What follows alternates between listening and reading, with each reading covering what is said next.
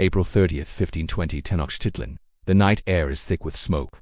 Drums echo across the great city, low, rhythmic, relentless. Thousands of voices rise in anger. The causeways tremble under the weight of movement. War canoes slice through the black water. Inside the palace of Axayacatl, a small foreign force prepares for annihilation. Steel scrapes against steel. Crossbows are drawn tight. Horses stamp and snort, nervous in the darkness. These men are exhausted, outnumbered, surrounded. At the center stands Hernán Cortés. His situation is impossible. An army of perhaps a few hundred Spaniards trapped inside a city of over 200,000 outside the Aztec world is rising against them. Inside the emperor, they captured Moctezuma II, losing control of his own people. One wrong decision now and every Spaniard here will die. Cortés turns to his officers. There is no room left for hesitation. They will attempt the unthinkable. A nighttime escape through hostile territory, carrying stolen gold across narrow causeways surrounded by water and enemies. If this fails, the Spanish expedition will not just collapse, it will vanish from history. And yet, the greater question lingers in the shadows. How did a handful of outsiders penetrate one of the most powerful empires in the world and bring it to the edge of destruction? This is the story of the Spanish conquest of the Aztec Empire. And the deeper question, was the empire defeated from the outside, or from within? At the dawn of the 16th century, the world was shifting violently. Across the Atlantic, the Spanish crown was emerging from centuries of internal warfare. The Reconquista had just ended. A hardened warrior culture now turned outward. Spain was not just expanding, it was searching for gold, for prestige. The discovery of the Americas had unleashed something uncontrollable. Expeditions were no longer just voyages, they were gambles. Private ventures backed by ambition. Men with little to lose sailed into unknown worlds, driven by rumors of unimaginable wealth. In Mesoamerica, another power stood at its peak. The Aztec Empire dominated central Mexico through a system of tribute, fear, and military superiority. It was not a unified nation. It was a network of subjugated city-states, bound together by obligation and intimidation. Gold flowed into the capital. So did prisoners used for ritual sacrifice. The empire projected strength, but beneath it, resentment festered. Subject peoples paid heavily. Their loyalty was enforced, not earned.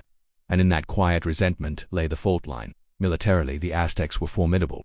Their armies numbered in the tens of thousands. Their warriors were disciplined and deeply embedded in a culture that glorified combat. But their warfare had a different purpose. Capture, not annihilation. Ritual, not total destruction. Across the ocean, Spanish warfare had evolved differently. It was ruthless, efficient, designed to break the enemy completely. Steel blades, gunpowder, weapons, cavalry, shock tactics, and perhaps most importantly, a mindset shaped by centuries of existential war. Two worlds, two systems of warfare, two visions of power. They were on a collision course. Hernán Cortés was not supposed to lead this expedition. He was ambitious, calculated, politically dangerous. Even his own superiors distrusted him.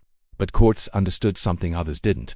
This was not just an expedition, it was an opportunity to rewrite his destiny. He burned his ships not out of madness, but strategy. There would be no retreat. Every man under his command now had only one direction, forward. Cortés was not the strongest leader, but he was the most adaptable. He could negotiate, manipulate, intimidate. Across the battlefield stood Moctezuma II, a ruler of immense authority and deep internal conflict. Moctezuma was not weak, he was cautious. He ruled over a vast empire held together by perception as much as power. And now, something had appeared that did not fit into his understanding of the world. Foreigners, strange weapons, animals never seen before. Reports reached him. Men in armor, riding beasts, wielding thunder, and worst, they did not behave like any enemy he had known. They did not seek tribute, they sought control. Moctezuma hesitated, and in that hesitation, momentum shifted. Cortés did not conquer alone. That is the first myth that must be dismantled. As he marched inland, he encountered resistance. But he also encountered opportunity. The city-state of Tlaxcalong, an enemy of the Aztecs, became his turning point. After fierce initial battles, Cortés made a calculated move. He offered alliance instead of destruction. It worked. Thousands of Tlaxcalan warriors joined him. This was no longer a small foreign force. It was a coalition army. An internal fracture weaponized. Cortés understood geography as strategy, causeways, lake systems, narrow choke points. He gathered intelligence relentlessly. Interpreters like Malinche became critical. She did more than translate language. She translated intent. Every conversation became a battlefield, every word a weapon. Meanwhile, Moctezuma remained uncertain. He sent gifts, gold, but the gold only fueled the fire. The end of the Aztec world was no longer a possibility. It was already in motion. Rich textiles, symbols of wealth. To the Spanish, it confirmed everything.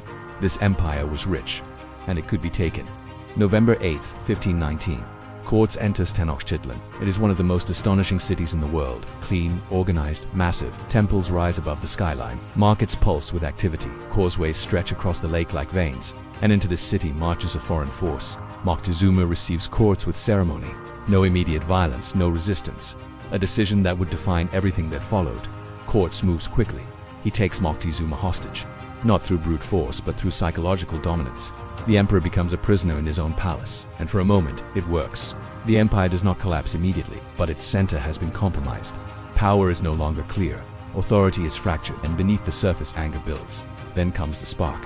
May 1520, while Cortés is temporarily absent, his lieutenant orders a massacre during a religious festival. Unarmed Aztec nobles are slaughtered. The city erupts. This is no longer a tense occupation. It is open war. When Cortés returns, he finds himself trapped. The population is turned completely hostile. Moctezuma is no longer able to control the situation. Some accounts say he is killed by his own people. Others suggest Spanish involvement. The symbolic center of Aztec authority is gone. June 30th, 1520. The night of escape, La Noche Triste, a sad night. Rain falls. Darkness conceals movement. Cortés organizes the retreat. Men are loaded with gold, too much gold. They move silently across the causeways. For a moment it works, then they are spotted. The alarm sounds. War canoes surge forward. Aztec warriors flood the causeways. The retreat becomes chaos. Horses slip. Men fall into the water, dragged down by the weight of treasure. Arrows rain down. Clubs strike. Screams echo across the lake. Spanish formations collapse. Allies scatter. It is not a retreat, it is a slaughter. Hundreds die. Cortés himself barely escapes at one point. He is said to have wept beneath a tree. The expedition is shattered but not destroyed. Here lies the turning point. Most leaders would have retreated permanently. Cortés did not. He regrouped, he rebuilt alliances, and then he adapted. He realized that to defeat Tenochtitlan he had to control the water. He ordered the construction of brigantine small ships that could be assembled inland. It was a radical idea. Naval warfare in the heart of an inland lake system. When the final siege begins in 1521, the strategy is clear. Cut off the city, destroy its supply lines, control movement, and apply constant pressure. The siege of Tenochtitlan is relentless. Day by day, street by street, causeway by causeway, Spanish forces and their allies push forward. Aztec resistance is fierce. This is not collapse. It is desperation turned into determination. But the balance has shifted. Disease, particularly smallpox, ravages the population.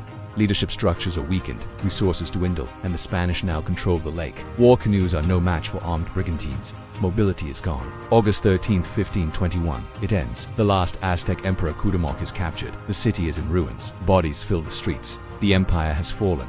The aftermath is catastrophic. Casualties are staggering, not just from battle but from disease and starvation.